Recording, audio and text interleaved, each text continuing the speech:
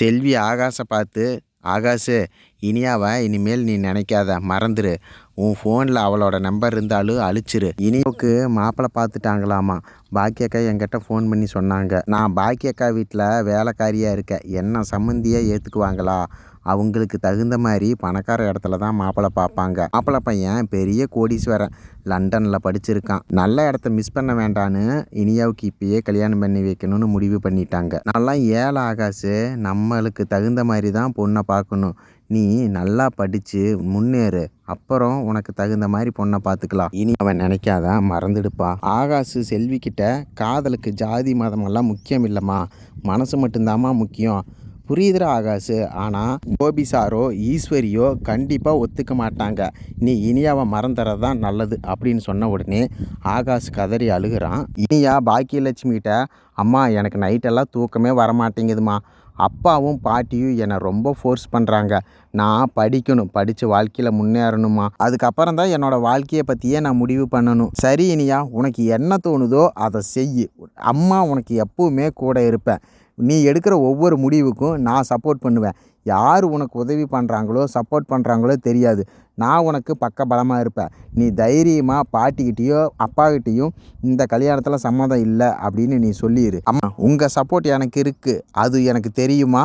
இனிமேல் நான் தைரியமாக அப்பாக்கிட்டையும் பாட்டிக்கிட்டையும் சொல்லிடுறேன்." எழில் பாக்கியலட்சுமிகிட்ட, "அம்மா, அப்பாவும் பாட்டியும் பண்ணுறது பிடிக்கவே இல்லைம்மா. பணக்கார பையங்கிற ஒரே காரணத்தினால இனியாவுக்கு கல்யாணம் பண்ணி வைக்கணும்னு நினைக்கிறாங்க.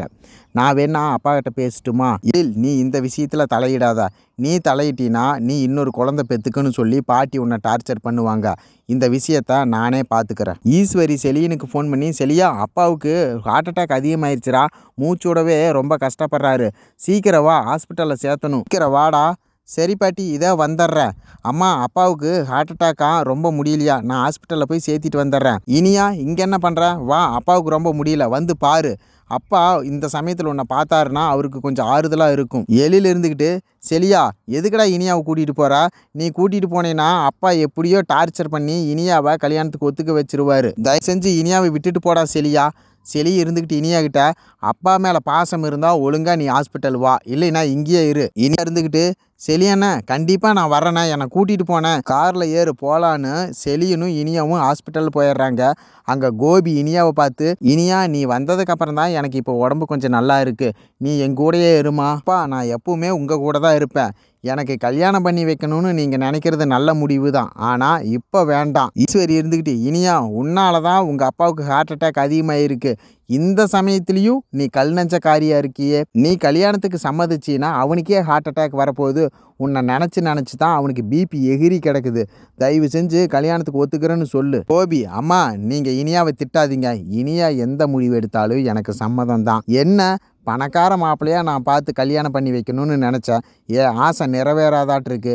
நிறைவேறாத ஆசையிலேயே நான் இறந்து போயிடுவேனாட்டிருக்குது." "கோபி, இப்படியெல்லாம் பேசாதடா, என் மனசு கஷ்டமாக இருக்குது. என்னம்மா பண்ணுறது, இனியாவுக்கு பிடிச்ச வாழ்க்கை அமையணும்னா நான் இறந்து போக கூட தயாராக இருக்கேன்." "அப்பா, இப்படியெல்லாம் பேசாதீங்கப்பா. ஆகாஷ் ரொம்ப பாவம்ப்பா. அவன் படித்து எப்படி இருந்தாலும் கலெக்டர் ஆயிடுவான். நானும் படித்து ஒரு நல்ல பொசிஷனுக்கு போயிடுவேன். அப்புறம் நாங்கள் 2 பேரும் கல்யாணம் பண்ணிக்கிறோம்ப்பா. அது வரைக்கும் கொஞ்சம் அமைதியாக இருங்கப்பா." "இனியா, நீ சொல்கிற மாதிரி அவன்லாம் படித்து கலெக்டர் ஆக மாட்டான். ஒரு வருஷத்துக்கு 10 லட்சம் பேர் எக்ஸாம் எழுதுறான். 10 லட்சம் பேருமா செலக்ட் ஆகிறான்? இவன் ஏற்கனவே எக்ஸாம் எழுதியும் செலக்ட் ஆகலை, மீண்டும் எழுதி செலக்ட் ஆக போகிறான்னு நீ நம்புறியா? உன் வாழ்க்கையை அழிச்சிக்காத. தயவு செஞ்சு நாங்கள் சொல்கிறத கேளு." ஈஸ்வரி கோபிகிட்ட, "நீ என்ன தான் சொன்னாலும் இனியா காதில் விழாது. தயவு செஞ்சு அமைதியாக இரு." செய்ய இனியாவை பார்த்து, "இனியா, அப்பாவோட சாவுக்கு நீ தான் காரணம். அவருக்கு இனிமேல் ஏதாவது ஹார்ட் அட்டாக் வந்துச்சுன்னா உன்னை அவ்வளோதான் அடித்தே கொன்னுருவேன்.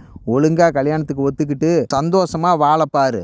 நீ அதை விட்டுட்டு ஆகாச கல்யாணம் பண்ணுறேன், நான் தியாகம் பண்ணுறேன்னுலாம் தயவு செஞ்சு பேசிகிட்டு இருக்காத."